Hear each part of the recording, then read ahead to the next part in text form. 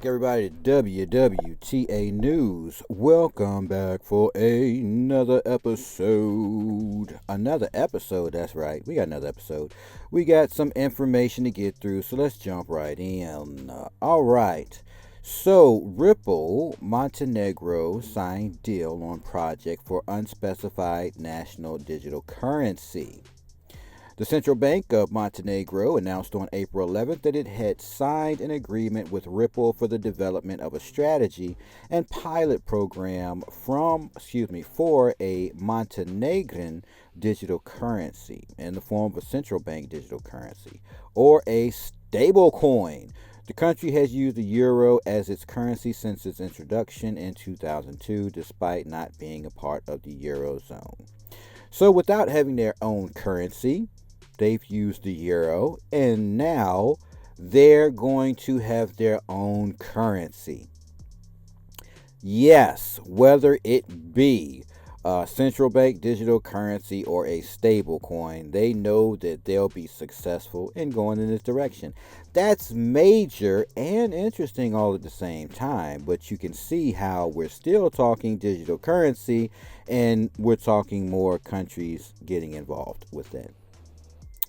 All right, Europe must reduce reliance on U.S. dollars, says the French President Emmanuel Macron. French President Emmanuel Macron says all of Europe should focus on lowering its dependence on the U.S. dollar. Why is that, you'd say?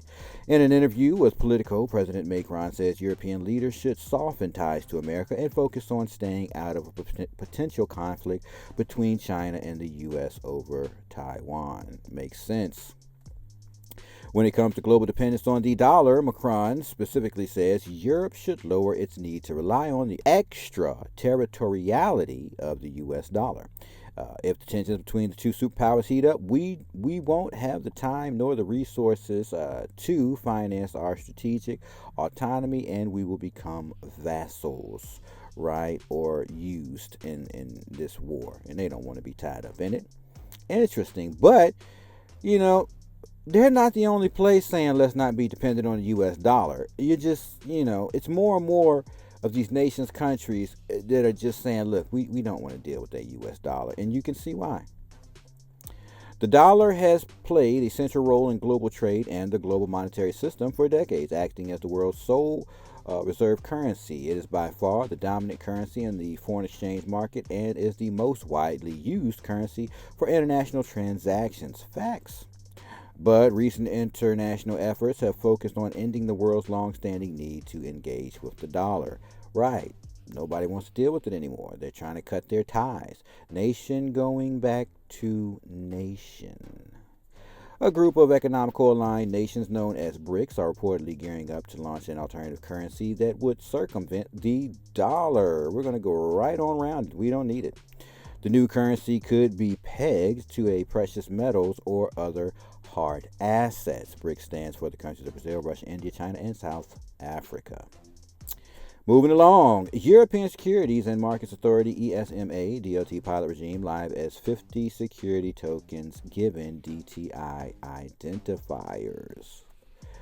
DTI's mission is to provide the golden source reference data for the unique identification of digital tokens based on ISO's new standard for digital assets, ISO 24165. The DTI Foundation has already issued ISO identification codes for over 1,000 of the most commonly traded digital assets. Rewind! The DTI Foundation has already issued ISO identification codes for over 1,000 of the most commonly traded digital assets, with more codes being added each day. Yes, the digital marketplace is growing. Okay? All commonly traded digital assets can be assigned ISO standard DTI codes. This is interesting indeed. Former Treasurer of the United States, Rosie Rios, joins the board of directors of Unicorn Hunters Unicoin.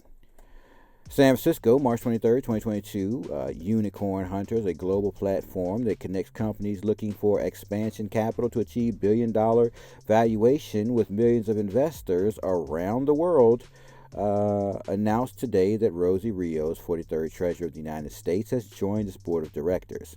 Ms. Rios' experience in the financial industry, both in the private and public sectors, will be instrumental to achieving the company's strategic objectives, which include making Unicoin. Yes, we're talking IMF. The number one equity-backed cryptocurrency in the world, which they say should be backed by assets and metals, right? U.S. Congress to introduce new draft bill for stable coins.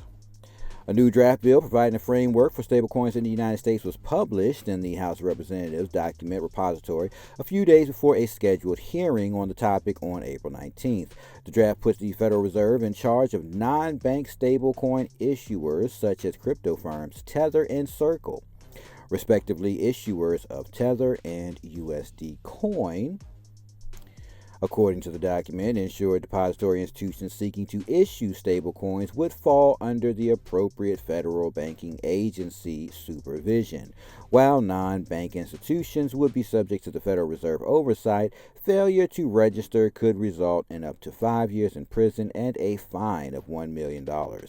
Issuers out of the United States would have to seek registration to do business in the country. So this just means that it's so serious that they are getting all these regulations ready and rolled out so that they can get this stuff under control. Crypto lender Amber Group weighs selling Japan unit. Crypto lender Amber Group is considering selling its Japan unit as part of a plan to focus more on institutional than retail customers. That's right, institutions. Managing partner Annabelle Huang said in a Bloomberg television interview Friday. That's right. So not worried too much about retailers. The big money is institutions, and that's what we're all waiting for. All right, optimizing payments and the transition to ISO 20022. New digital-only banks have accelerated innovation, while the pace of global change has created a new competitive landscape.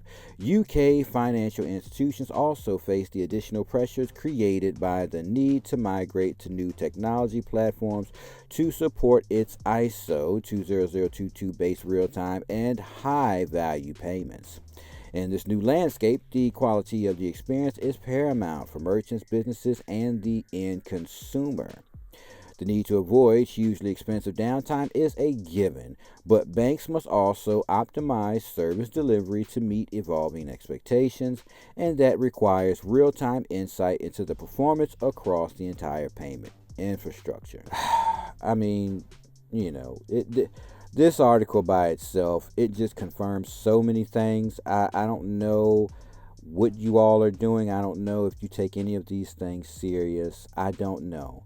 I know the market doesn't look like it's doing that great right now, especially in comparison when you go a few years back.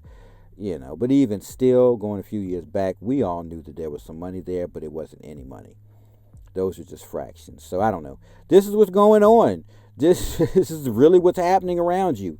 You can choose to pay attention. You can choose to make decisions to better yourself and your family and your loved ones after hearing this information. Or you can just retire back to doing nothing and just let it be. I don't know. But that's all I got. And I'll catch you all in the next episode.